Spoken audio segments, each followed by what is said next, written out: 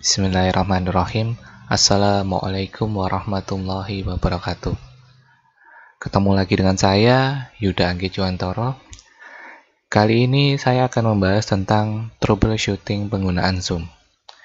Mengingat bahwa penggunaan Zoom atau video conference belakangan ini sedang menjamur ya, jadi sedang naik daun karena kondisi pandemi corona ini. Nah, yang sering terjadi ketika penggunaan Zoom di sini muncul masalah-masalah yang tentunya akan mengganggu kegiatan tersebut ya. Baik Zoom digunakan untuk pembelajaran maupun mungkin kegiatan webinar ataupun yang lainnya. Oleh karena itu, kali ini saya akan share terkait troubleshooting penggunaannya dan mudah-mudahan ini bisa menjadi solusi bagi teman-teman untuk ketika menggunakan Zoom bisa lebih baik lagi. Artinya bisa mengatasi masalah-masalah yang muncul. Oke, langsung aja. Ya, yang pertama adalah masalah mute and unmute ya.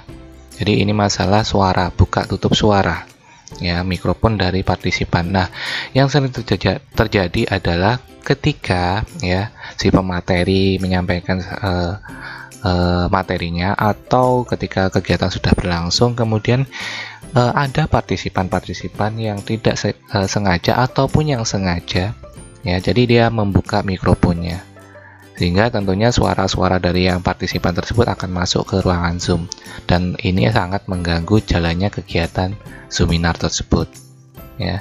Nah, yang bisa kita lakukan yang pertama tentunya kita bisa klik partisipan ini ya. Jadi di poin di bagian bawah ada partisipan, kita klik. Nah, nanti akan muncul tab yang sebelah kanan ini. Nah, disinilah kita bisa pantau. Ya, kita bisa lihat partisipan mana yang membuka mikrofonnya dengan tanda yang seperti ini. Jadi kalau tanda mikrofonnya tidak ada silang merah, kemudian juga ada warna hitamnya ya. Jadi ini pada kondisi realnya nanti tanda hitam ini akan naik turun ya, mengikuti suara yang keluar dari mikrofon partisipan. Nah, yang seperti ini tentunya kita bisa langsung eksekusi, bisa kita langsung matikan ya dengan kita klik bagian mikrofonnya. Ya, begitu juga sebaliknya ketika kita lihat videonya kok mengganggu, artinya kurang etis atau mungkin kurang tepat. Kok ini videonya mungkin dia lagi ya apalah, mungkin masih tidur atau seperti apa posisinya yang tidak layak untuk ditunjukkan. Nah, ini bisa kita matikan melalui panel partisipan ini. Jadi tinggal kita klik aja videonya, maka akan bergaris merah nantinya. Jadi itu yang bisa kita lakukan di tahap awal ya. Namun ketika kita sudah berjalan kegiatannya kok ternyata masih ada 1-2 yang berinteraksi, artinya masih ada komunikasi yang masuk ke Zoom. Nah, yang bisa kita lakukan adalah yang poin bawah ini. Di bagian bawah ini ada pilihan mute all. Nah, ini yang kita klik. Artinya apa? Bahwa ketika kita klik mute all, maka keseluruhan partisipan ya kecuali host dia akan tertutup mikrofonnya ya. Jadi kita nggak perlu satu persatu. Jadi kalau memang tadi catatannya banyak partisipan yang membuka mikrofon dan itu sangat mengganggu suaranya, kita bisa langsung mute all, maka secara keseluruhan akan tertutup ya. Tentunya ini akan mempermudah host atau pemateri dalam menyampaikan materi dan juga lebih praktis untuk mengkondisikan tadi. Nah, ini cara yang pertama seperti itu. Namun ya, kendalanya bahwa ketika kita klik mute all ini tidak serta-merta mereka akan ya langsung tertutup, benar ya. Namun dia masih bisa membuka mikrofonnya lagi ya. Jadi ketika diklik mute all ini yang bersangkutan partisipan akan tertutup mikrofonnya, tapi dia bisa mengaktifkan kembali. Nah, kalau cara yang pertama ini tidak berhasil, artinya masih ada yang bersuara lagi, membuka mikrofonnya lagi ya, artinya tidak peka dengan yang kita lakukan, maka bisa dilakukan cara yang kedua. Nah, cara yang kedua adalah buka menu security ini ya, kita klik, kemudian di sini ada pilihan mute unmute themselves ya. Nah, ini yang poin ini atau pilihan ini yang kita uncheck, jadi kita hilangkan checklistnya ya. Jadi kita pilih uncheck unmute themselves ya, artinya kita nonaktifkan. Artinya kalau ini kita klik ya, kita hilangkan checklistnya, maka ketika tadi kita pilih mute all ya, kita matikan mikrofon Oke, masalah berikutnya adalah terkait penggunaan ini setting speaker dan mikrofon. Nah, ini juga menjadi catatan. Jadi sering kegiatan Zoom ya terganggu ketika yang bersangkutan, baik itu pemateri ataupun partisipan, mungkin pada saat menyampaikan tanya jawab dan sebagainya, suaranya tidak terdengar. Nah, ini menjadi masalah tentunya ya, atau suaranya tidak jelas ya. Nah, yang dilakukan pada kondisi ini terkadang ya akan ya mengganggu ya jalannya kegiatan, sedang lagi ngomong penting, hal-hal yang penting tapi tidak didengar oleh partisipan lainnya. Nah, yang bisa dilakukan pada kondisi ini, dan ini sebenarnya sering terjadi ya, di sekarang pun masih sering saya lihat ketika mengikuti Zoominar ya, baik yang internal maupun yang di luar ya. Jadi di luar kampus pun masih sering terjadi seperti ini. Nah, yang dapat dilakukan adalah di ini ya, klik di audionya. Di sini ada tes speaker dan mikrofon. Nah, ini yang bisa kita lakukan. Jadi sebelum memulai kegiatan pembelajaran, kita bisa cek di situ. Kita pastikan bahwa suara yang kita munculkan, artinya suara kita bisa terdengar ya. Begitu juga suara speaker ya, dari sekeliling itu juga bisa terdengar. Nah, ini bisa kita tes dulu. Nah, ini biasanya yang saya lakukan seperti ini ya, saya tes dulu ya sebelum mulai ya. Jangan sampai kita asik menyampaikan ternyata nggak didengar oleh partisipan. Ini tadi tes speaker. Kemudian di audio setting kita juga bisa setting di seperti ini. Nah, ini kita pastikan bahwa di bagian mikrofon ini, kalau terkait suara kita tadi tidak terdengar dengan jelas ya, tidak, suaranya kurang keras ya, kita pastikan di bagian mikrofon ini untuk volumenya sudah maksimal ya. Jadi jangan dipilih automatic adjust mikrofon ya. Jadi ini kita uncek, kemudian ini manual aja kita maksimalkan ya. Jadi ini yang sering terjadi, terkadang suara kita nggak maksimal karena ya ini masih settingannya otomatis ini. Nah, ini yang kita hilangkan otomatiknya, uncek, kemudian kita maksimalkan. Begitu juga speaker ya, kita pastikan bahwa speaker artinya ketika ada yang orang lain bertanya atau komunikasi, kita bisa mendengar dengan jelas. Nah, ini bisa kita setting ya, apakah cukup di medium ini atau mungkin bisa kita kencangkan ya, bisa kita keraskan lagi. Nah, ini pilihan ya yang bisa kita lakukan. Kemudian setelah itu ya, salah satu yang bisa membantu speaker itu atau mikrofon tadi bisa lebih terdengar lagi, yaitu yang pertama bisa gunakan headset. Nah, ini menjadi solusi ya, jadi gunakan headset. Jadi emang penggunaan Zoom itu ada kalanya bahwa kalau kita nggak menggunakan headset, hanya menggunakan suara mikrofon dari laptop ya, atau mungkin HP, hasilnya kurang maksimal ya ketika kita menggunakan itu sebagai media Zoom tadi ya. Jadi gunakan headset, karena dengan menggunakan headset biasanya headset itu sudah ada mikrofonnya ya, itu cukup jelas ketika digunakan ya. Kemudian yang kedua bisa gunakan HP. Nah, maksudnya di sini gunakan HP adalah gini. Jadi kita share materi ya, share materinya pakai laptop ya, cuman untuk suaranya, jadi untuk mikrofonnya kita bisa gunakan HP. Jadi HP-nya juga kita konekkan Zoom ya, jadi di saat yang bersamaan laptopnya terkoneksi Zoom, HP-nya juga. Nah, dari HP ini kita berbicara, kita menyampaikan sesuatu. Nah, jadi HP ini yang kita jadikan sebagai mikrofon ya. Yang saya alami bahwa kualitas dari mikrofon HP ini lebih baik ya, artinya dibanding kita menggunakan bawaan dari laptop ya. Jadi suara menggunakan HP tadi lebih baik, dan juga kita lebih bisa mengatur ya jauh dekatnya ya, berbeda dengan mikrofon laptop, karena kita juga masing-masing laptop akan beda-beda ya, letak mikrofonnya, letak speakernya, sehingga kadang kita bergerak sedikit sudah suaranya mungkin sudah beda ya, jadi kurang terdengar atau seperti apa ya. Begitu juga mendekat kita nggak tahu posisi mikrofonnya mungkin di sebelah mana ya. Jadi dua solusi ini, bisa menggunakan headset, bisa gunakan HP sebagai media mikrofonnya, atau mau menggunakan mikrofon eksternal ya. Jadi yang sudah banyak di pasaran itu juga tentunya jauh lebih baik ya. Jadi khusus untuk mikrofonnya sendiri, untuk speakernya sendiri misalnya. Nah, itu juga tentunya lebih baik ya. Oke. Kemudian masalah berikutnya adalah terkait waiting room. Ya, sepertinya ini nggak ada masalah ya awalnya kalau kita bahas waiting room, kan ruang tunggu.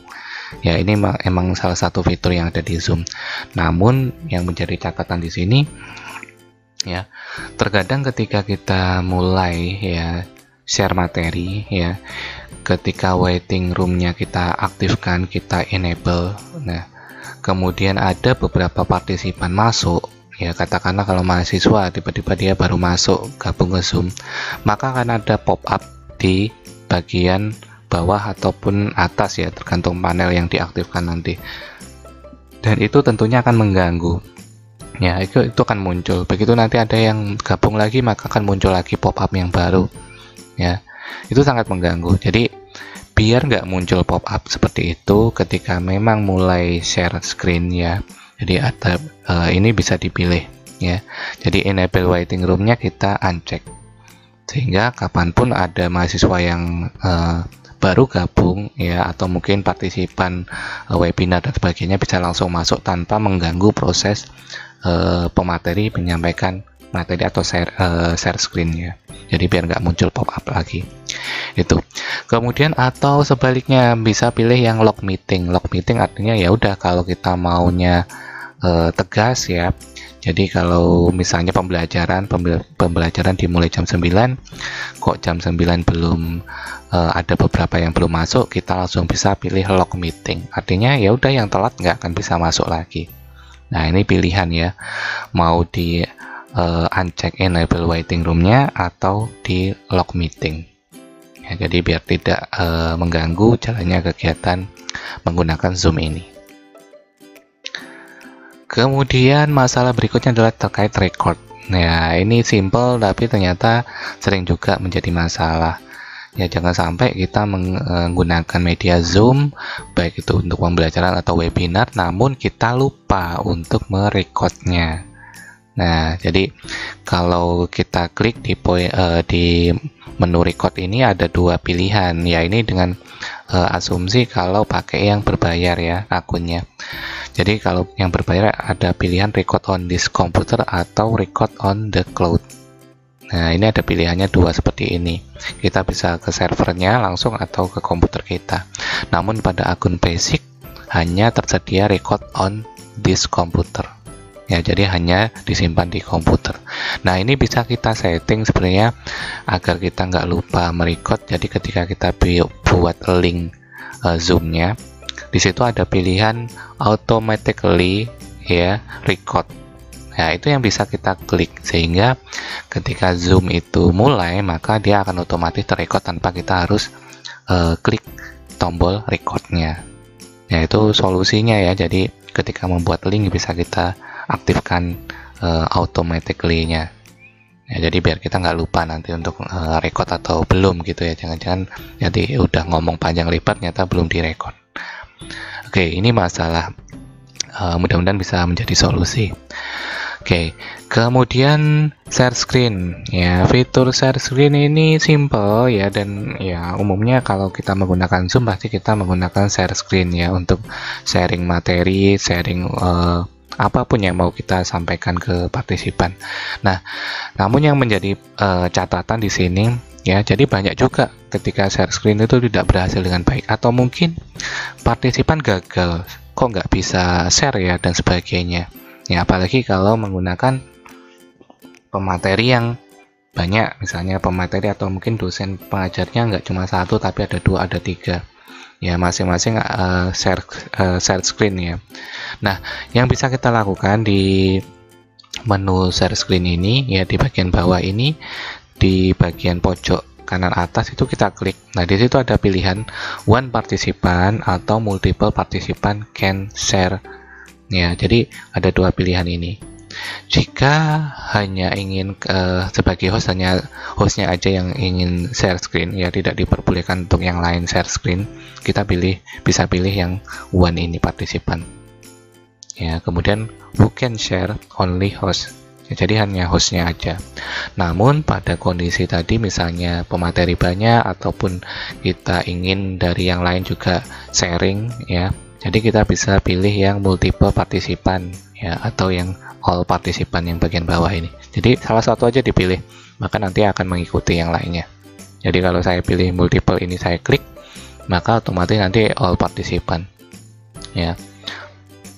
Artinya apa tadi? Berarti semuanya punya kesempatan dan dapat melakukan share screen ya. Jadi kita pilih yang ini ya. Ini masalah yang pertama, tapi menjadi poin penting ya ketika kita memulai Zoom ya. Oke, kemudian nah ini masalah tadi ketika kita pilih multiple ya, artinya semuanya punya kesempatan yang sama untuk share screen.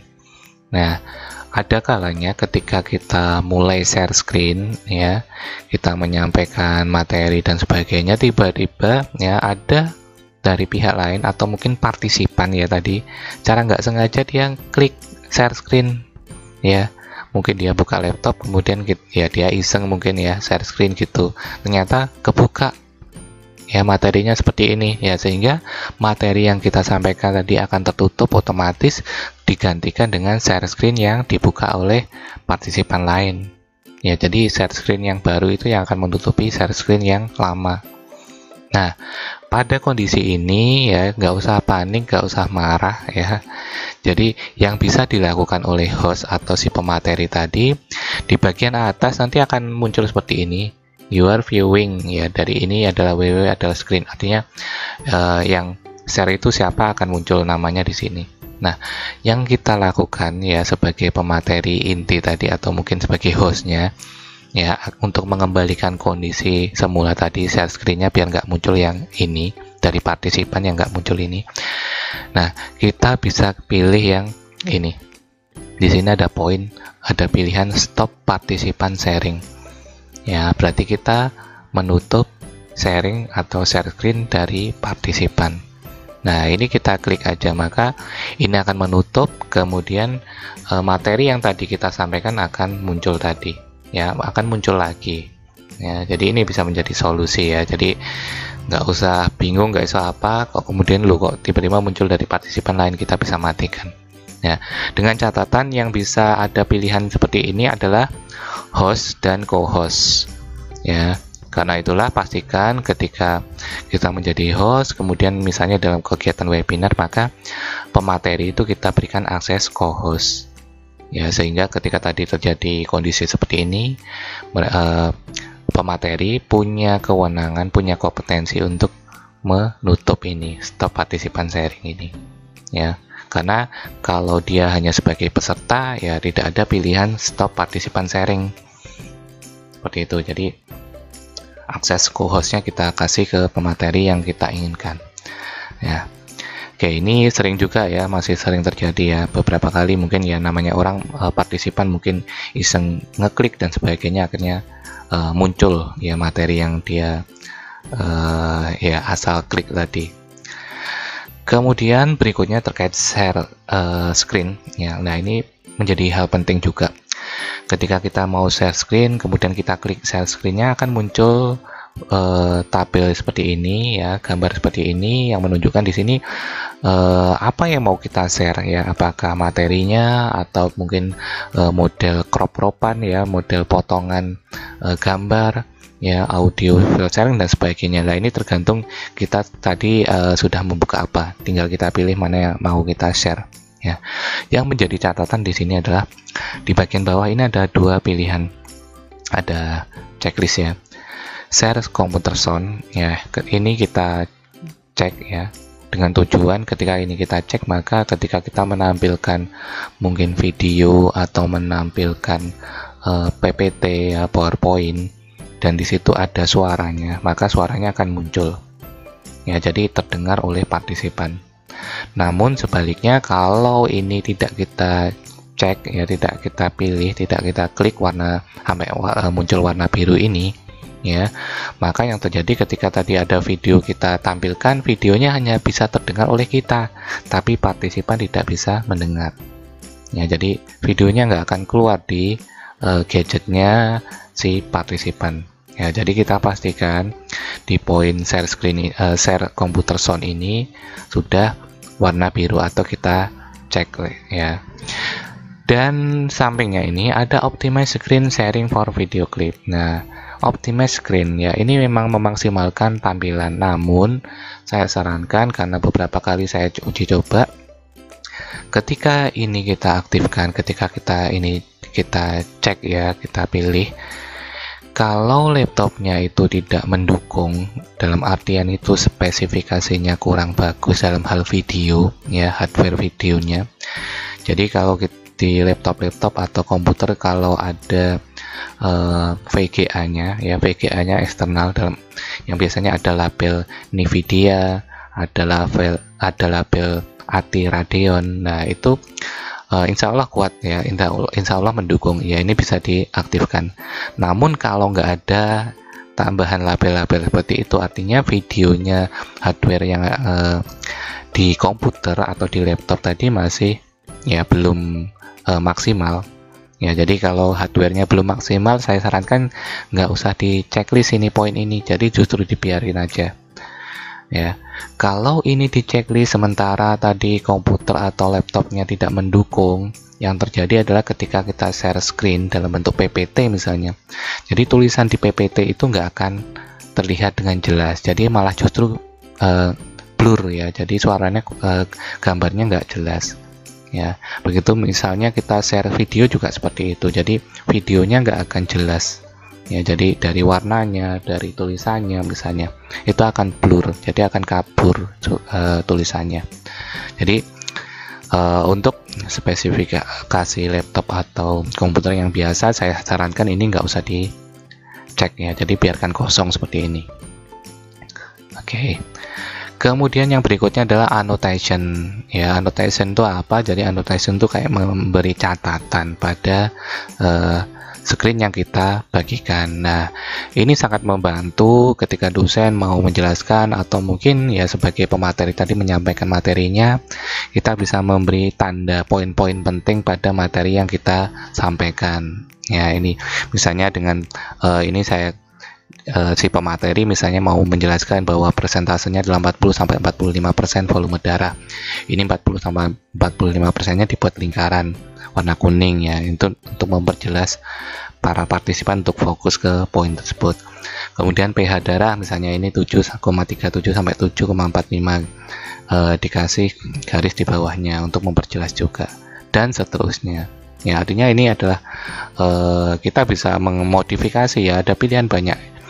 Ada mouse, ada memilih, ada tag ya, kita bisa tambahkan tag ya secara manual di PPT yang misalnya kita sharing, ataupun menggambar, kita coret-coret atau mungkin gambar sesuatu yang mendukung dari materi yang disampaikan. Nah, ini segi positifnya. Namun ada segi negatifnya juga ketika kita tidak mengendalikan bagian anotasi ini ya. Masalahnya apa ya, yang seperti ini. Jadi masih sering terjadi ya ketika share screen pematerinya, kemudian ya tadi di gadgetnya atau mungkin di laptop partisipan itu ada pilihan, di zoomnya itu ada pilihan gambar pensil ya, itu anotasi. Artinya apa? Bahwa mereka punya kesempatan untuk ya tadi ya memberikan tanda dan sebagainya. Namun sebaliknya juga mereka juga bisa ya kayak gini, coret-coret dan sebagainya, baik itu disengaja maupun yang tidak disengaja. Artinya mungkin mereka asal pencet, nyata lu kok akhirnya malah muncul coretan-coretan seperti ini. Nah, tentunya ini sangat mengganggu ya kalau kita lagi share screen dan juga nyata muncul seperti ini ya. Jadi ini ada solusinya ya, jadi untuk mengatasi kayak gini ya, solusinya apa? Jadi pemateri atau orang yang share screen tadi, maka di bagian atasnya akan ada tabel kecil kayak gini, tabel bantu seperti ini ya, yang di dalamnya ada icon-iconnya. Nah, yang akan kita lakukan ya sebagai pemateri yang menyampaikan materi, kemudian tadi kok tiba-tiba ada coretan dari partisipan, di bagian pojok kanan atas ya, ini ada titik 3 ini, kita klik maka di bagian sini ada pilihan disable annotation for other. Nah, ini yang kita klik. Ya, artinya kita mematikan fungsi catatan tadi untuk partisipan, untuk orang lain. Ya, jadi hanya host, hanya pemateri saja yang bisa tadi memberikan catatan dengan memberikan gambar, memberikan tulisan, memberikan coretan dan sebagainya. Ya, sedangkan yang lain tidak diberikan akses. Nah, ini jangan sampai kelewatan. Jadi kalau kita share materi, kita pastikan ini kita pilih yang disable, ini kita klik. Ya. Kemudian di bagian bawahnya disable ini ada pilihan hide name of annotator. Artinya apa? Bahwa ini memang ada settingan. Jadi kalau kita pengen tahu ya siapa sih yang usil, misalnya yang tadi coret-coret dan sebagainya ya, jadi kita bisa aktifkan yang ini. Artinya kalau hit ini, kalau yang muncul di sini adalah hit name of annotator, berarti sudah enable malahan ya, jadi sudah enable fungsinya. Nah, artinya ketika ada partisipan yang coret-coret maka akan muncul namanya di situ, sehingga kita mudah untuk melacak, jadi mudah untuk mengetahui oh siapa sih ini yang coret-coret dan sebagainya. Ya, jadi akan kelihatan namanya akan muncul di slide tersebut ya, yang sudah di-share tadi. Ya, jadi ini bisa kita pilih. Kemudian di bawahnya lagi ada hide floating meeting control. Ya, meeting control itu yang mana? Yang ini. Ya, ini meeting control bagian atas ini. Jadi defaultnya atau normalnya adalah di bagian atas ketika kita share screen ya. Nah, namun pada kondisi tertentu emang mengganggu ya. Jadi apalagi kalau mungkin ada poin-poin tertentu yang kita tuliskan di bagian atas, yaitu bisa tertutupi oleh adanya floating meeting control ini. Nah, yang dilakukan atau solusinya kita bisa ini hide ya, kita bisa hide floating meeting controlnya. Kita klik maka ini akan hilang ya, sehingga kita bisa lebih maksimal, layar ini bisa full untuk menampilkan materi yang kita mau sampaikan ke partisipan ya, jadi biar lebih leluasa ya, kita bisa pilih itu. Oke, itu solusinya ya. Kemudian yang berikutnya adalah spotlight video.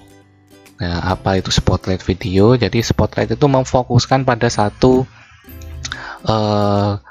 akun atau satu partisipan ya. Jadi pada kondisi tertentu defaultnya ya, jadi normalnya itu ketika kita pemateri ngomong ya, menyampaikan materi, maka maka kamera yang ada di Zoom itu yang muncul adalah si pemateri. Namun pada saat tiba-tiba di tengah-tengah misalnya ada partisipan yang ngomong, maka ya suara kameranya yang muncul di Zoom itu akan teralihkan ke yang ngomong itu. Begitu juga sebaliknya, begitu ada yang ngomong-ngomong lagi nanti akan berpindah-pindah tampilan di Zoom itu mengikuti suara yang terdengar. Nah, ini akan menjadi masalah ketika kita menginginkan webinar atau seminar atau materi tadi yang muncul itu semuanya fokus pada satu orang ya, pada si pemateri ya. Jadi biar nggak terganggu dengan tadi tiba-tiba beralih ya tampilannya ke partisipan yang lain gara-gara suaranya muncul tadi ya, suara partisipannya muncul kemudian dia beralih, kita bisa pilih spotlight video ini ya. Jadi kita pilih mana yang mau kita aktifkan spotlight videonya, sehingga kalau misalnya ini ya, ini ada akun wali kota ya, kita pengen si akun wali kota ini menjadi pemateri, sehingga kita pengen semua partisipan itu fokus ke wali kota ini ya, ke akun ini, sehingga kita bisa klik yang bagian 3 titik ini di bagian kanan atasnya ini, kemudian kita pilih spotlight video. Maka walaupun nanti ada yang ngomong dan sebagainya, maka kamera yang akan muncul di Zoom itu hanya kamera yang menampilkan wali kota tersebut ya. Jadi wajahnya, atau mungkin kalau beliau share screen maka share screen beliau yang akan muncul ya. Jadi spotlight ini yang kita pilih ya. Jadi nah, dalam kondisi misalnya webinar ya, jadi di awal itu biar kita fokus ke panitia, kita spotlight panitianya. Kemudian begitu pembicara, kita bisa spotlight ke pembicaranya. Nah, ketika tanya jawab, nah di sini kita butuhkan interaksi dengan orang lain, dengan partisipan. Disinilah kita off kan. Jadi kita matikan spotlight videonya, sehingga kalau kita matikan ya tadi akan kembali. Begitu ada yang tanya, maka yang tanya itu akan muncul wajahnya ya di tampilan Zoom. Begitu nanti pemateri atau narasumber tadi menyampaikan jawabannya, maka akan beralih ke pemateri atau narasumbernya tadi. Ya, jadi kembali ke normalnya yang tadi ya. Suara mana yang muncul, maka gambarnya akan dimunculkan di Zoom ini. Nah, jadi seperti itu. Jadi pada kondisi tertentu bisa kita aktifkan, pada kondisi tertentu kita juga bisa off-kan ya, sesuai kebutuhan ya. Oke. Nah, ini tambahan, jadi ini berdasarkan hasil survei dari Teknokompas bahwa ternyata penggunaan Zoom itu ya jauh lebih kecil ya bandwidthnya yang dibutuhkan dibanding menggunakan Skype, menggunakan Hangout. Hangout ini adalah Google Meet ya, jadi memang Google Meet itu adalah pengembangan dari Hangout ya. Jadi ini Google Meet, kemudian Webex ya. Jadi kalau kita lihat di sini ada 700 bandwidthnya, ini 977, ini 1100, dan ini 1700. Artinya semakin tinggi bandwidth berarti semakin banyak kuota ya. Kalau kita menggunakan kuota pribadi akan lebih cepat kuota kita habis ya. Jadi dari survei ini kita bisa melihat bahwa penggunaan Zoom jauh lebih hemat kuota dibandingkan menggunakan yang media conference yang lainnya. Nah, ini saya kasih solusi ya pada tadi, khususnya ketika kita sebagai partisipan atau mungkin kita sebagai pemateri namun koneksi misalnya belum maksimal, atau mungkin yang kita gunakan ya kita pengen menghemat ya dari kuota yang kita punya. Yang pertama, kita bisa matikan kamera ya. Tadi kan ada mikrofon, ada videonya ya, kita bisa matikan kameranya sehingga kemudian kita share screen tentang apa yang mau kita sampaikan. Atau kalau kita sebagai partisipan, kita bisa matikan, ya udah kita bisa dengarkan si pemateri menyampaikan materinya, namun ya kita posisinya kameranya mati ya. Ini bisa menghemat bandwidth. Kemudian yang kedua, matikan kualitas video HD. Nah, kan di setting video Zoom itu ada pilihan kualitas HD-nya. Nah, kita pastikan itu mati atau di uncheck ya. Jadi pakai video biasa. Ya, itu tentunya bisa mengurangi penggunaan bandwidth juga. Kemudian yang berikutnya, matikan virtual background. Jadi semakin kita mengeksplor ya, menampilkan virtual backgroundnya semakin tadi macam-macam, atau mungkin dalam bentuk video virtualnya, maka bandwidthnya juga akan semakin tinggi. Ya, jadi kalau sekiranya koneksi yang digunakan kurang bagus, mungkin bisa dimatikan ya untuk fitur virtual background ini. Kemudian yang berikutnya, keempat, adalah ganti media video ke foto. Ya, artinya kalau kita mau share materi dalam bentuk video ya, karena itu akan membutuhkan bandwidth yang tinggi ya. Namun kalau tidak mendukung tadi koneksinya, ya alangkah baiknya kita sudah menyiapkan dalam bentuk foto, sehingga yang kita tampilkan adalah bentuk fotonya. Ya, itu bisa menjadi solusi ya, karena memang penggunaan ketika share screen video akan jauh lebih tinggi untuk penggunaan bandwidthnya. Jadi kita bisa harus sudah backup, harus sudah menyiapkan materi dalam bentuk foto ataupun bentuk yang lainnya. Jadi tetap kita harus antisipasi. Kemudian yang berikutnya adalah hindari penggunaan data lain. Artinya dalam waktu bersamaan mungkin kita sedang mengakses WhatsApp, mengakses mungkin sosial media yang lainnya, lah itu kita pastikan mati ya, kita tutup dulu, sehingga penggunaan bandwidth itu bisa lebih maksimal hanya pada penggunaan Zoom saja. Nah, oke, kurang lebih seperti ini ya. Jadi ini tadi adalah masalah-masalah atau troubleshooting penggunaan Zoom. Mudah-mudahan dari sedikit yang saya sharing ini bermanfaat dan juga bisa menjadi solusi juga, dan juga nanti bisa dikembangkan untuk lebih baik lagi. Sekian dari saya.